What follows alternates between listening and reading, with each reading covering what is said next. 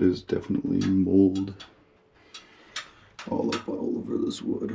So we are replacing this thing because it's moldy more than anything. It still works, but there's an excessive amount of mold, and they wanted to just swap it, but I was down to do just the indoor, but they just wanted new everything. So they ordered the equipment.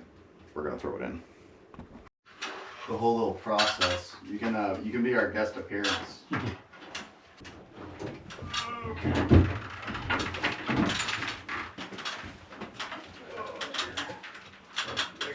Yeah, I got on this side. Okay.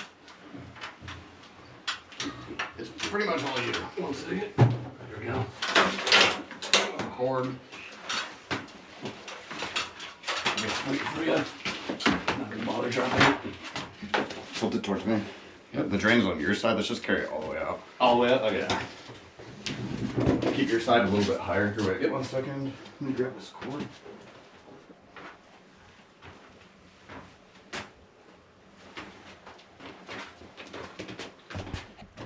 They run these lines, huh? I don't know how accessible all this is.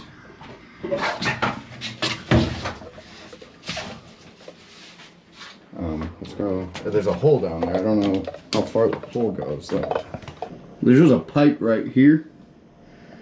And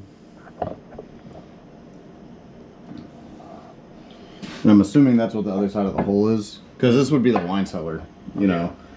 So we just need to like hack this thing open a little bit, maybe like with a knife. Gotcha. Cool. Hello.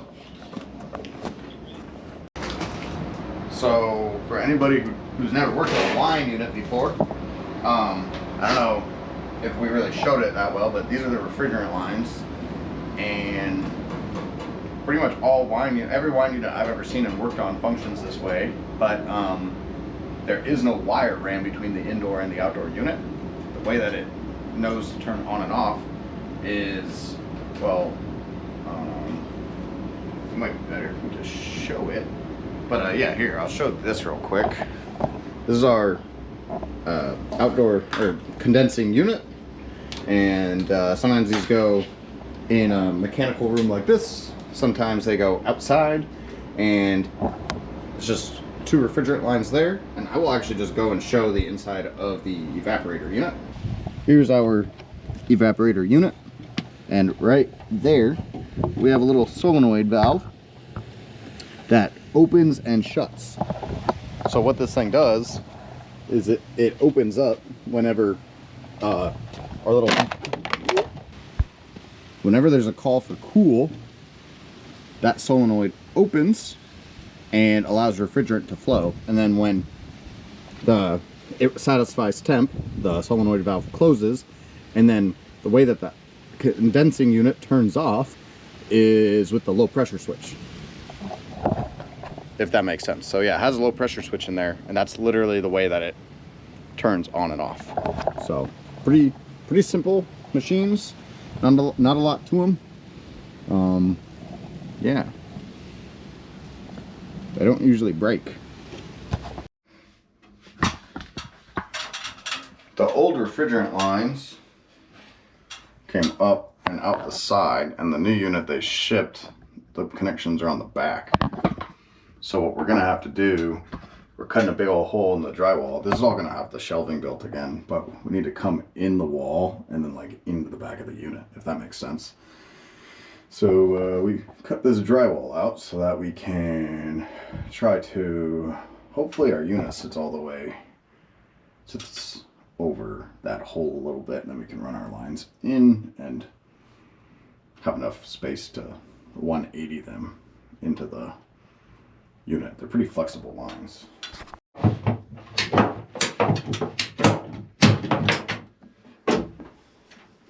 Yeah, and this is all, we need to repurpose this little nipple guy. We'll take this off.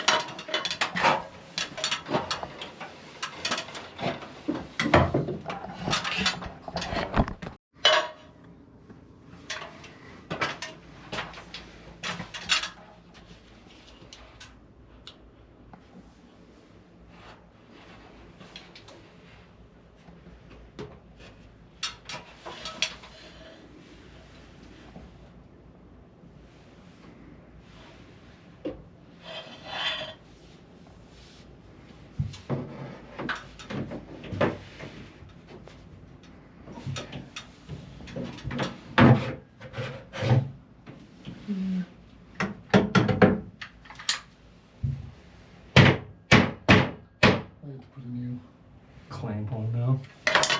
Clamp? Alright, so the connections on the back of the new one, they run the side of the old one, so we actually had to cut that drywall out so that we could run the lines into the wall and then like connect them to the back. What we're gonna have to do, maybe we should, I don't know how much room we're gonna have. I guess it probably shouldn't be a problem as long as we push these up while he's doing the cabinets and like put them into it. I don't know if that makes sense. Mm-hmm. Then we should be able to kind of play with them and just connect it. But we here, let me take this. We changed the drain. It was just so that we can just hook right into it, and it's like a shorter run and actually sloped down. Before it was like it had a big old trap in it, and then it had a vent, but it doesn't need that because it's not negative pressure. And so yeah, we just have this guy right here, and so hopefully and then we have these on the back, and before the issue was that the cabinets had like slouched forward a little bit, and so the whole unit pitched forward here. Yeah, so since the cabinets went forward, the whole unit pitched forward, but now we've got it has these supports in the back, so we actually have the supports angled, and we're going to put the front supports on all threads so that we can actually add. So yeah, since we're gonna have the front on all threads, even if the cabinets settle over time, we can still cinch it up a little bit if we ever have to come back and adjust that. And the back will just stay put. We put that corner lower than that corner because that's the side that the drain is on. It's about like 3/8 of an inch lower, and so we're gonna make sure the far side, the opposite side of the drain, has the highest corner. And yeah, that's it. Oh, it's heavy. It's upright, right? Yeah.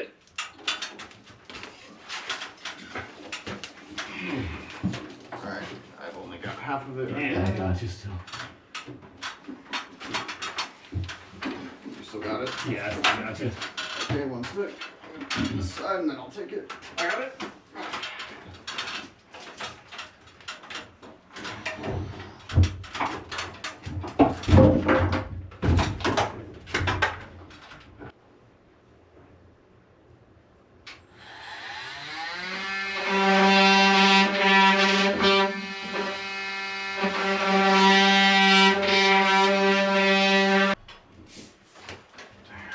Want to go on one side with you?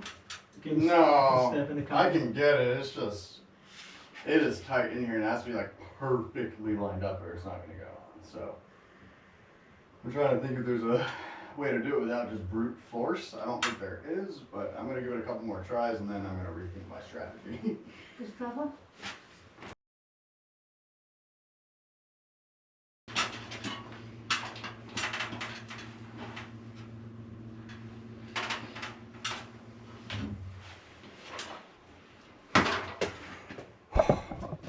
All right, it was not easy to get this thing on, but we got it.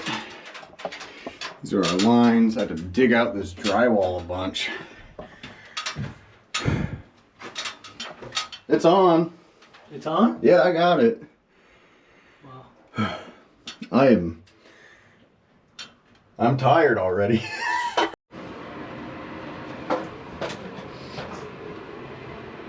All right.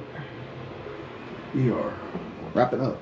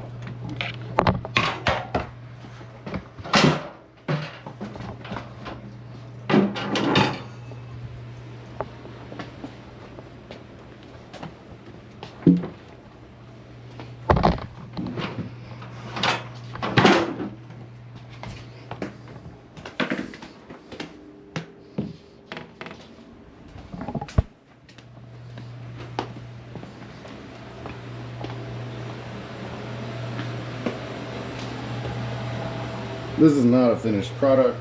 We gotta come back. But that's how we're gonna leave it today. It is 5. We are wrapping up. There's the ocean. Gotta clean up all these drop cloths still.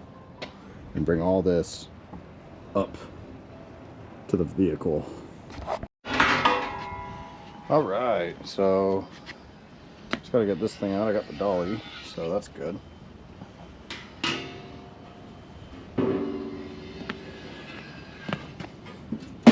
Could be heavy.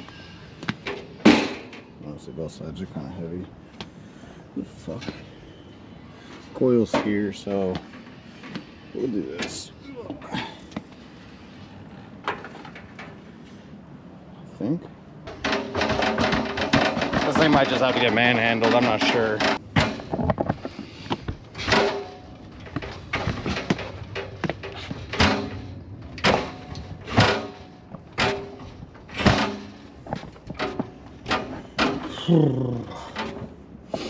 Yeah, I don't know if this is worth it. I might just fucking throw it on my shoulders. Whew. Every once in a while you gotta work for your money. And today is one of those days.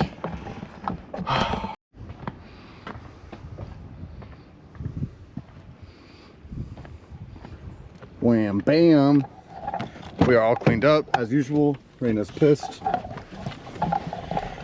We got to come back and add some supports to the front, but he's got to finish all his trim stuff. We weren't like, I was pretty confident we knew how we were going to do it before, but plans changed, so it won't drain too well for maybe a couple days.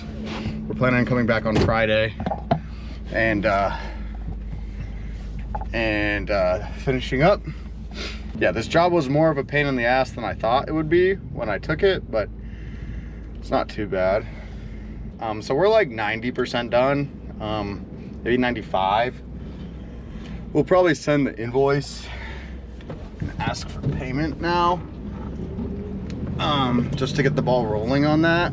How much did we charge for this job? We did filters and stuff as well. For the install, including the miscellaneous materials, we are charging $4,000 even. They bought the unit for $7,000. So, we're not gonna warranty against mechanical failures. So if anything bad happens, since we didn't buy the unit, it's not our problem. As long as it has nothing to do with anything we did. These joints, I'll show you the joints. They're quick connect fittings. I don't know if it's the same kind that's used on like the Mr. Cool units, but they're actually kind of cool. Like I had never really examined the inside of one of these things, and yeah, they're pretty nifty. Like it's got like I don't know how to explain it exactly, but I'll show you what the fittings look like when we stop.